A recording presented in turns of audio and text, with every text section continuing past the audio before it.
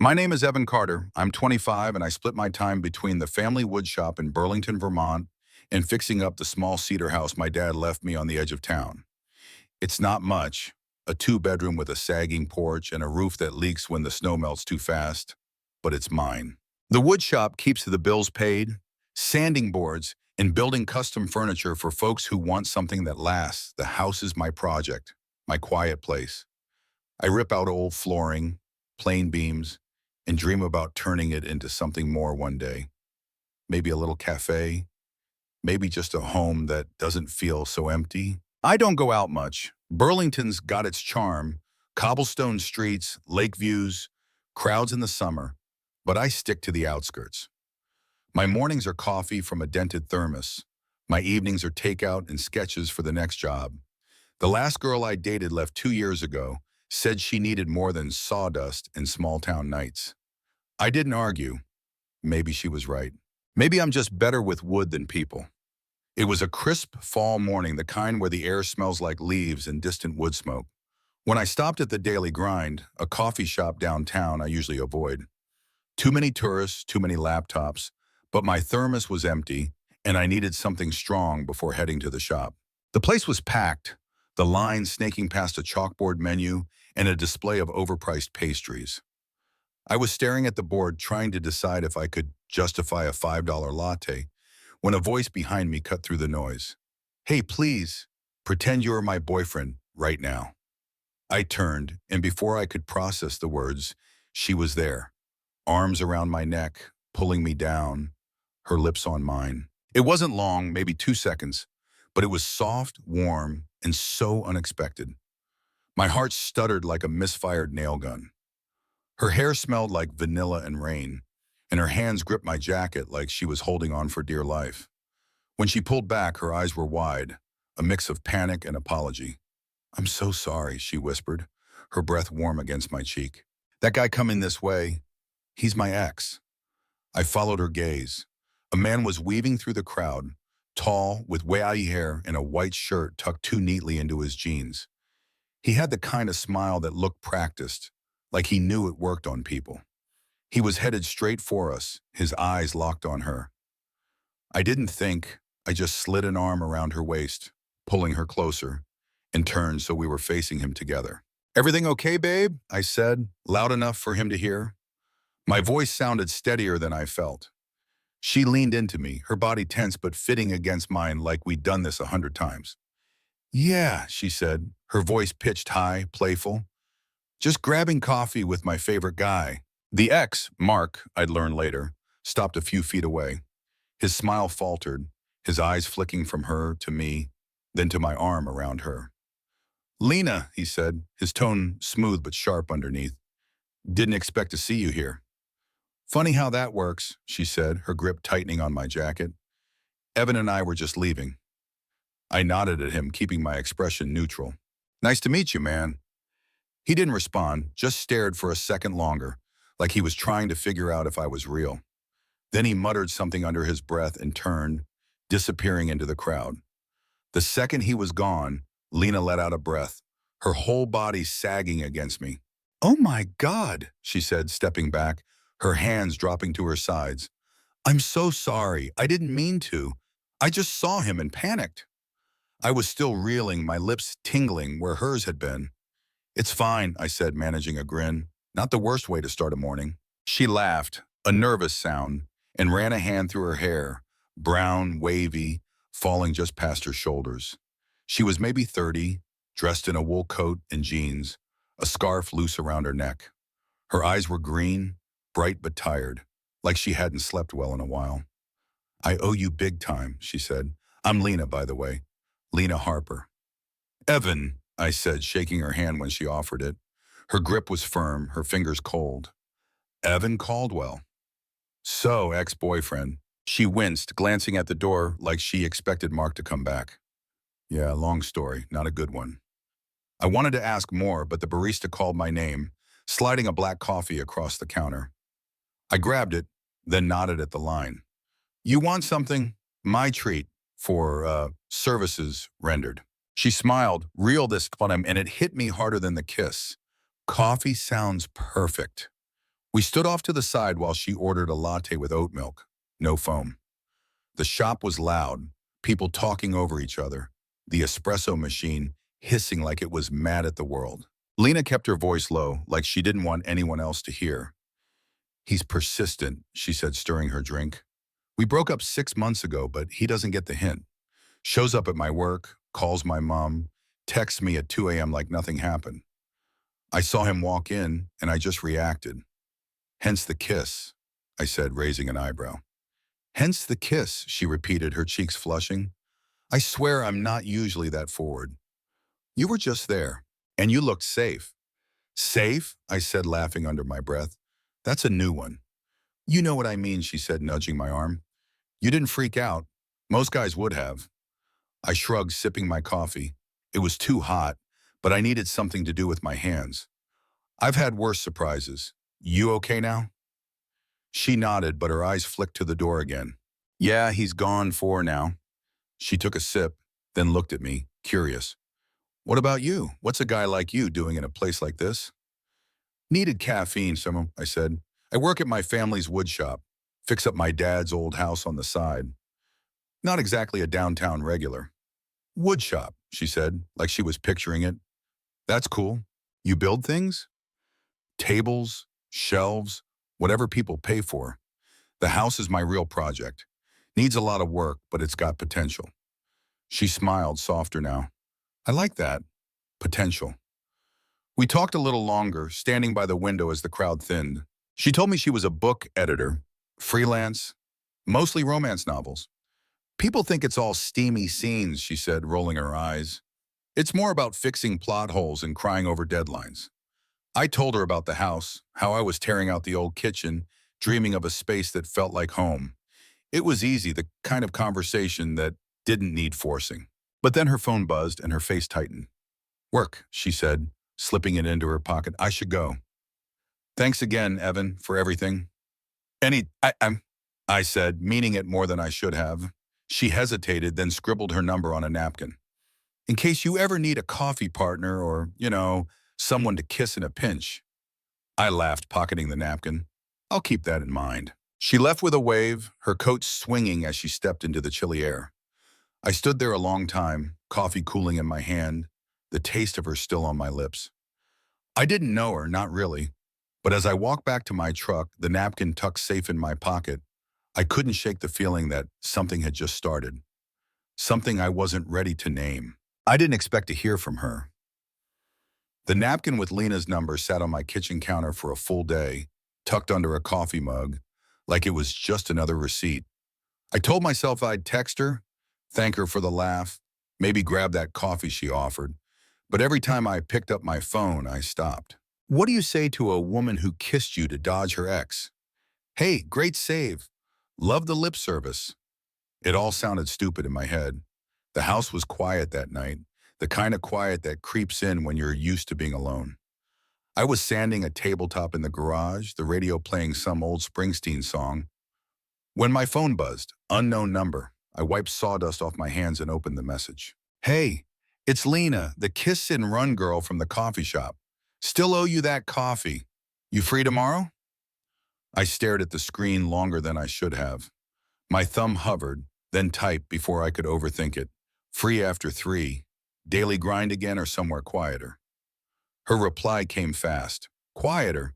There's a place called Maple and Bean on Pine Street. 3:30 work? I sent a thumbs up, then set the phone down like it might bite me. I didn't know what I was doing. I wasn't the guy who got random kisses from strangers or follow-up texts or whatever this was, but I wasn't about to say no. The next day, I showed up at Maple and Bean 10 minutes early. It was smaller than the daily grind, tucked between a bookstore and a bike shop, with mismatched chairs and a chalkboard that actually looked hand-drawn. The air smelled like roasted beans and something sweet. Cinnamon, maybe. I grabbed a corner table by the window, the one with the wobbly leg, and ordered a black coffee. My hands were steady, but my pulse wasn't. Lena walked in at 3:28, shaking off a light drizzle from her umbrella. She wore a green sweater, jeans, and boots. Her hair loose and a little messy from the wind. No coat today, just a scarf that slipped off one shoulder as she scanned the room. When she spotted me, her smile was quick, almost nervous, but it lit up her face in a way that made the cafe feel smaller. "Hey," she said, sliding into the chair across from me. "You beat me here." "Early's my thing," I said, pushing a menu toward her. "Figured I'd stake out the good table." She laughed, settling in. "This place is perfect. Less chaos, more real." The barista came over and Lena ordered a chai latte. When the drinks arrived, she wrapped her hands around the mug, her eyes flicking to mine. "So," she said, "I owe you an explanation, or at least a thank you that doesn't involve assaulting you in public." "Assault's a strong word," I said, grinning. "I've had worse mornings." She bit her lip, half smiling. "Still, I'm not usually that impulsive.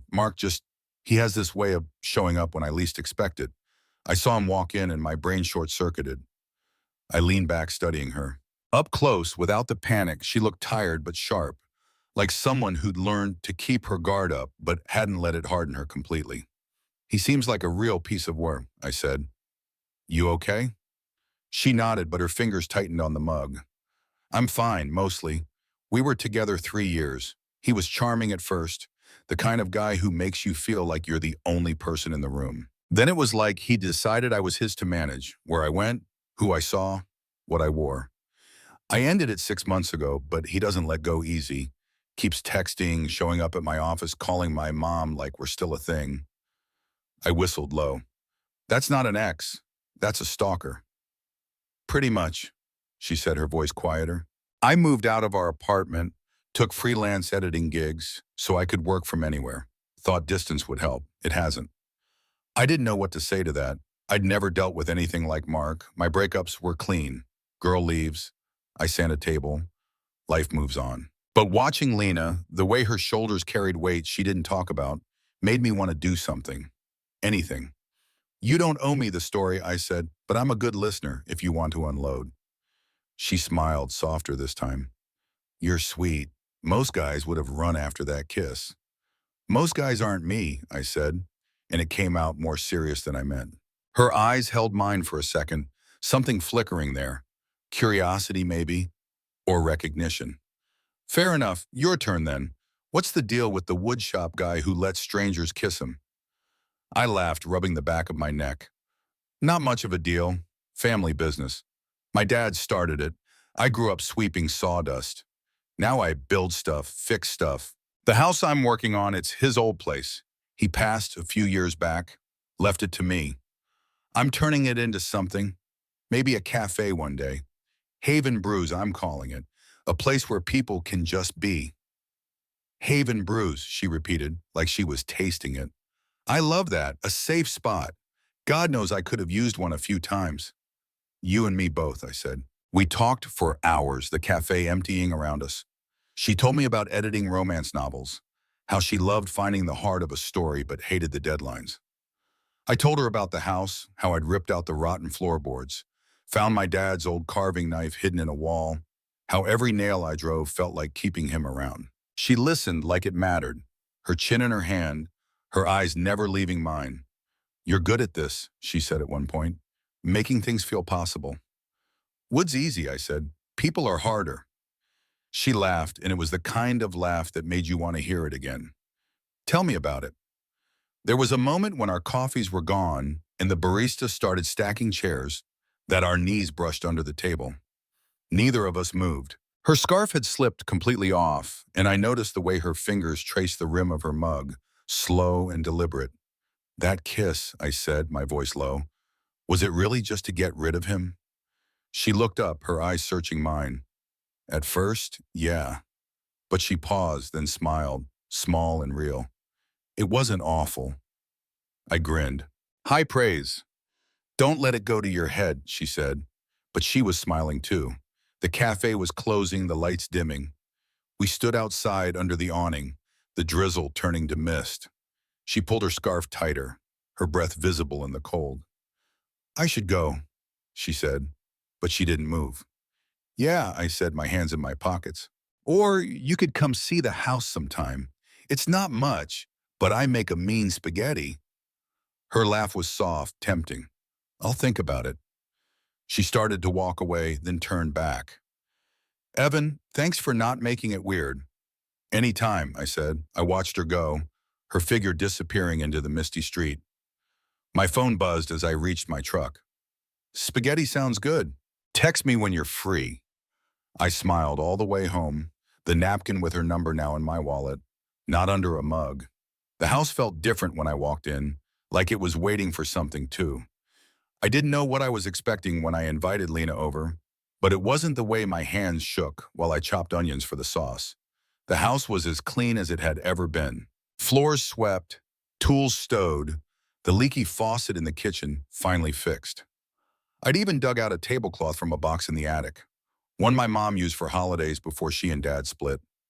It was faded blue, a little frayed, but it made the place feel less like a workshop and more like a home.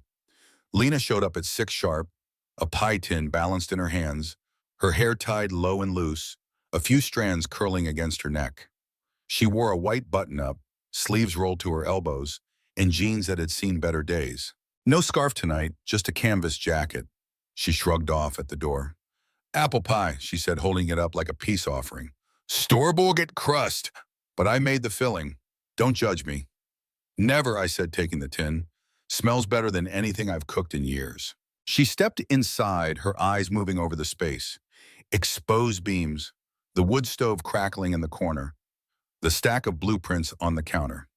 This place is incredible, she said, running a hand along the kitchen island I'd built last month.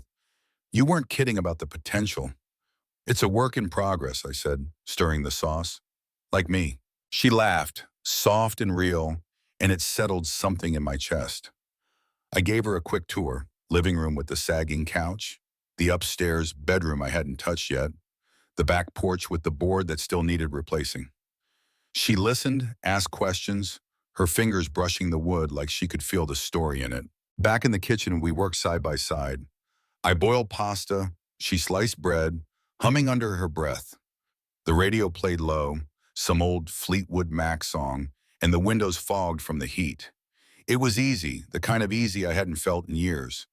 When the sauce splattered on the stove, she grabbed a towel without thinking, wiping it up like she'd done it 100 times. Dinner was simple: spaghetti with marinara, garlic bread, the pie for dessert.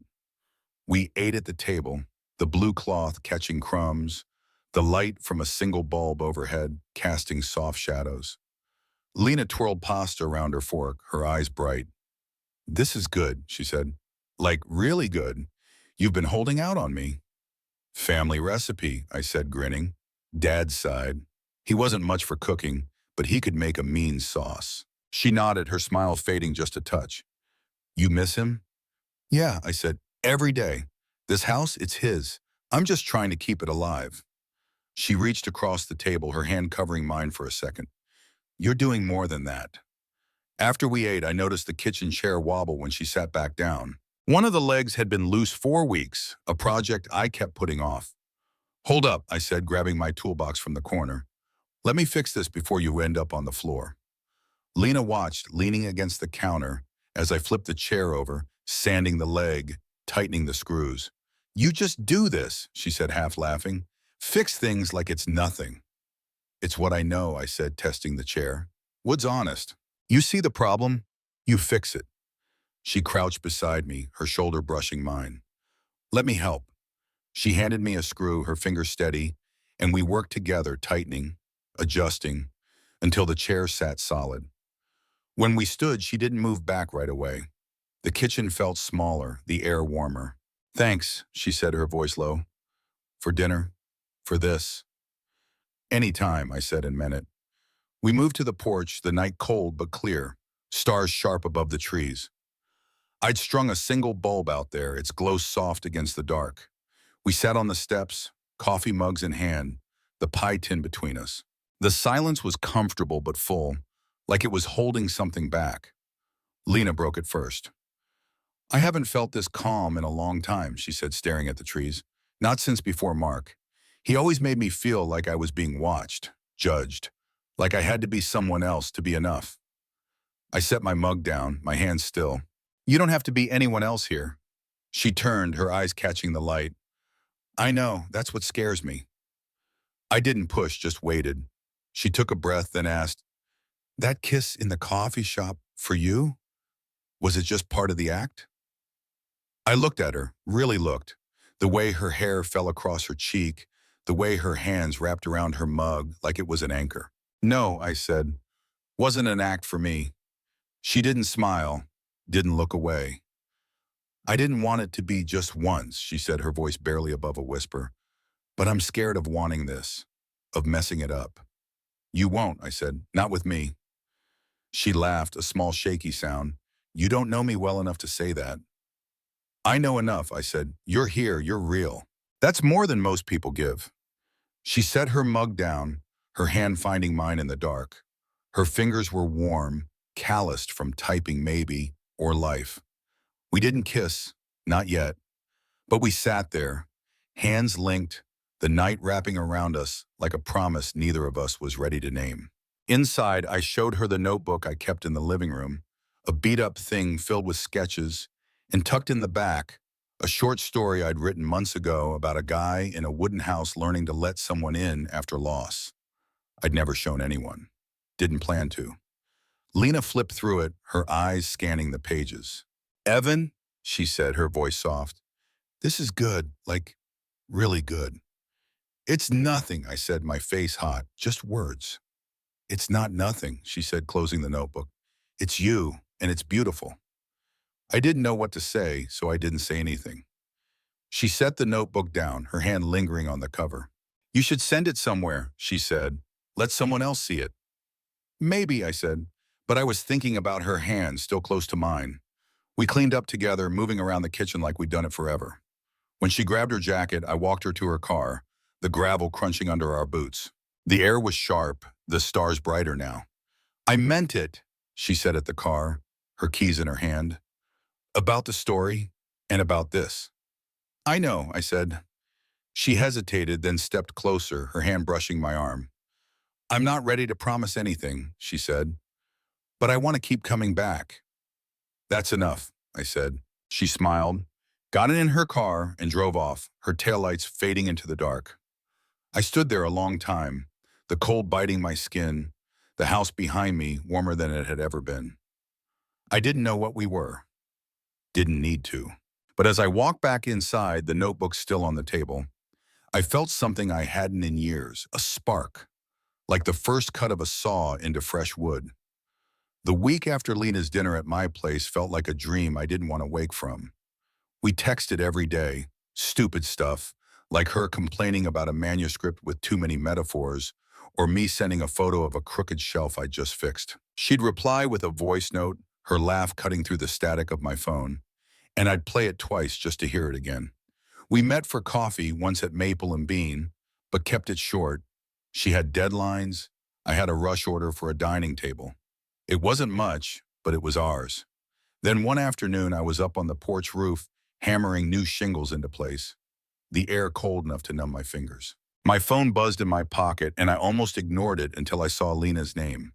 I climbed down, wiping sweat and sawdust from my face, and answered. Evan. Her voice was tight, not the easy warmth I was used to. Can you come over, or can I come to you? I'm at the house, I said, my stomach twisting. What's wrong? I'll explain when I get there. She showed up 20 minutes later, her car crunching over the gravel, her face pale under the porch light. She wore a coat buttoned to her chin, her hands stuffed in her pockets. I met her at the door, toolbox still in hand. Mark, I asked, already knowing. She nodded, stepping inside. He showed up at my office today, asked my boss for my new email, said he needed to talk. Then he called my mom, told her I was going through something, and he was worried. I'm so tired of this, Evan. I set the toolbox down, my hands clenching. He's not going to stop, is he? Not on his own, she said, her voice shaking. I blocked his number again, but he'll find another way, he always does. I took a breath, trying to keep my anger in check. You want me to talk to him?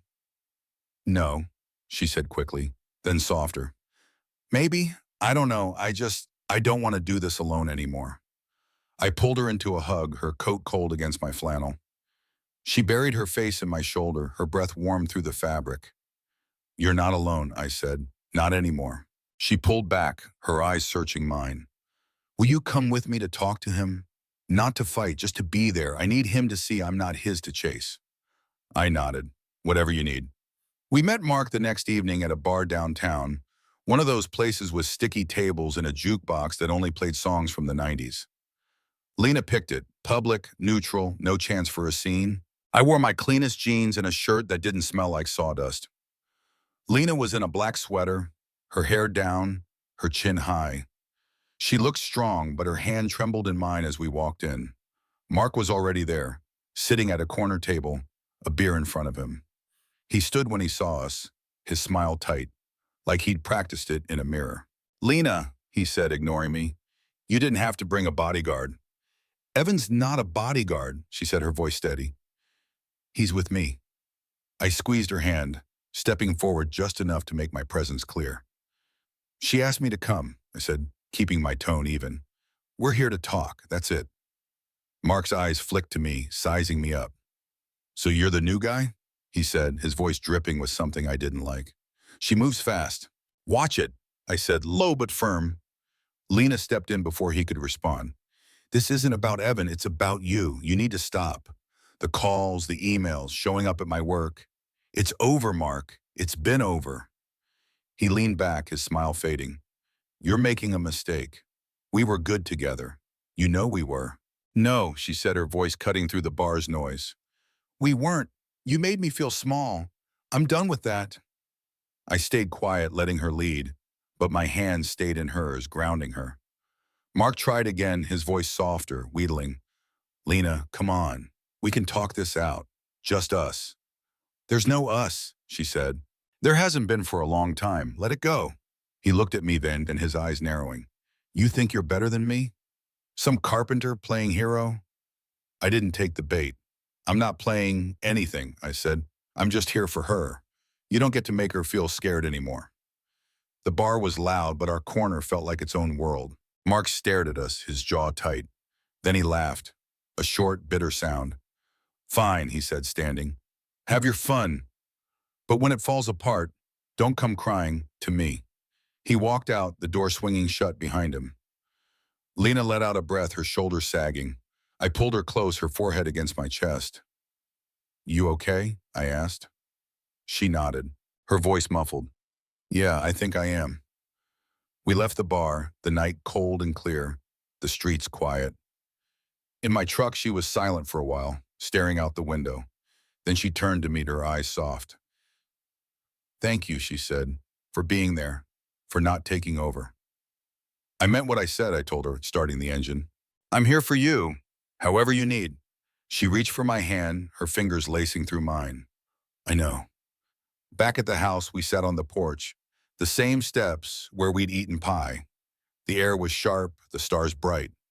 She leaned against me, her head on my shoulder. "If I stayed in Vermont," she said, her voice quiet, "would you want me to?" I turned, looking at her, really looking, the way her eyes caught the porch light, the way her breath clouded in the cold. "I'd want you here every morning," I said, "making coffee, burning toast, whatever, long as it's with you." She smiled, small but real, and leaned in. This time I kissed her. No ex to dodge, no act to play, just us. Her lips soft and sure, her hands on my face. It wasn't rushed, wasn't desperate. It was a choice, and it felt like everything. When we pulled back, she rested her forehead against mine. "I'm staying," she said, "at least for now." "That's enough," I said. The next day, she brought over a stack of manuscripts and her laptop, set up a corner in the living room. I showed her the story I'd written, the one she'd read that night. "You really think it's worth sending?" I asked. "I know it is," she said, her eyes bright. "Let me help." We sent it to a small literary magazine she knew, her fingers flying over the keyboard as she wrote the cover letter. I didn't expect anything, but a week later an email came. "Accepted."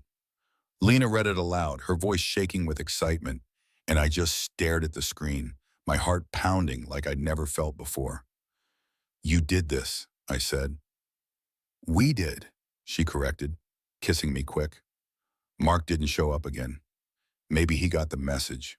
Maybe he didn't. It didn't matter. Lena was here, and so was I. Spring came slow to Burlington. The kind of slow that makes you notice every bud on the maple trees and every patch of green pushing through the dirt. The house wasn't just a project anymore. It was Haven Brews, my dad's old place turned into a cafe, the way I dreamed. I'd finished the porch, added a counter from reclaimed barnwood, hung shelves for books Lena curated. The sign out front was simple, hand-carved, Haven Brews, coffee, books, quiet.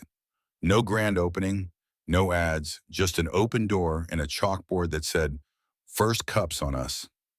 The first morning I unlocked at 7, the air still crisp, the lake shimmering in the distance. I was wiping down the counter, the smell of fresh coffee mixing with sawdust that never quite left the place, when the bell above the door jingled. Lena walked in, a bundle of wildflowers in her arms, daisies, black-eyed Susans, a few early lupines she'd picked from the field behind the house. Her hair was loose, her smile easy, like she belonged here. Because she did. "You're my first customer," I said, grinning as she set the flowers on the counter. "Thought I'd make it official," she said, her eyes bright. "Plus, I wanted to see you in your element." I poured her a coffee, black, no sugar, the way she liked it now, and slid it across the wood. She took a sip, then set it down, stepping closer. "Remember the first time I kissed you?" she asked, her voice low, teasing. "Like I could forget," I said. My hands found her waist, pulling her in. "You were dodging an ex. I was just trying to order coffee." She laughed, her forehead resting against mine. "Best bad decision I ever made." "No ex to dodge this time," I said.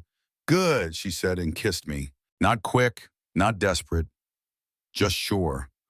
Her lips were warm, tasting of coffee and spring, and the cafe around us faded. The hum of the espresso machine, the creak of the floorboards, the soft clatter of mugs. It was just us, choosing this, choosing each other. When we pulled back, her eyes were soft, her hand still on my face. "Kiss me again," she said. "No excuses." I did, and it felt like the first time, but better, because it was real. The magazine had published my story a month after Lena sent it in, a small journal, nothing fancy, but they put it on the cover.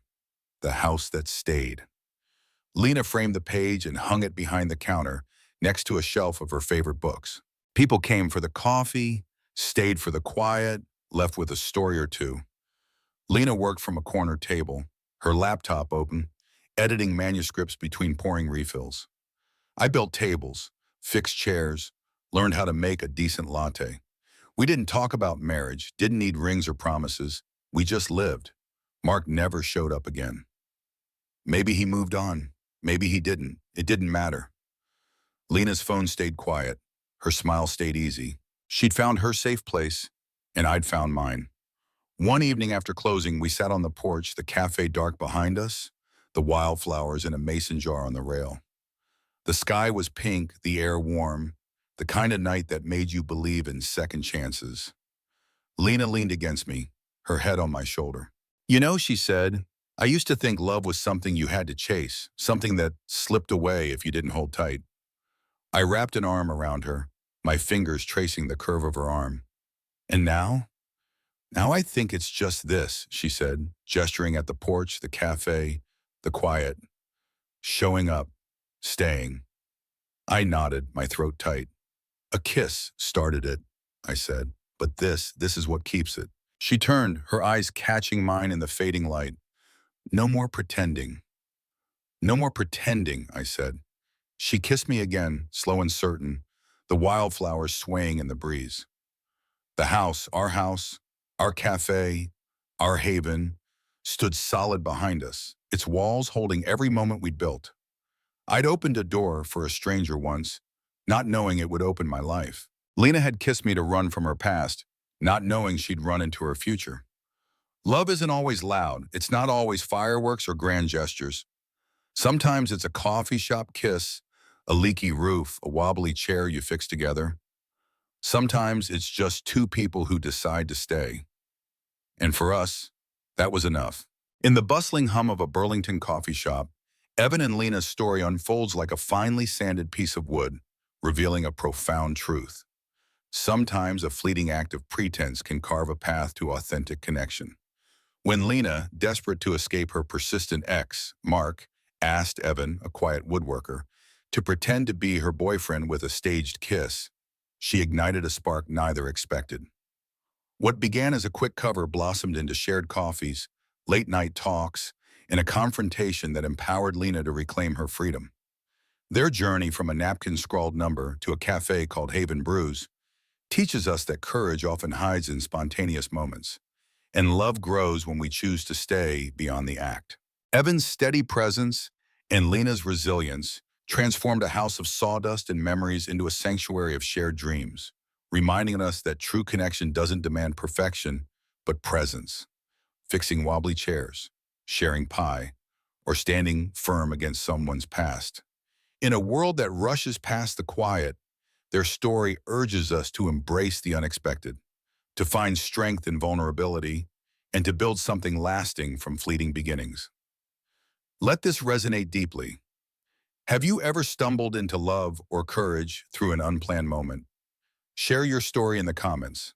I'm eager to hear how a single choice changed your path. If tales of quiet bravery and heartfelt bonds light your soul, hit subscribe, ring the bell, and join our community. Let's keep celebrating the moments that turn strangers into home, one honest story at a time.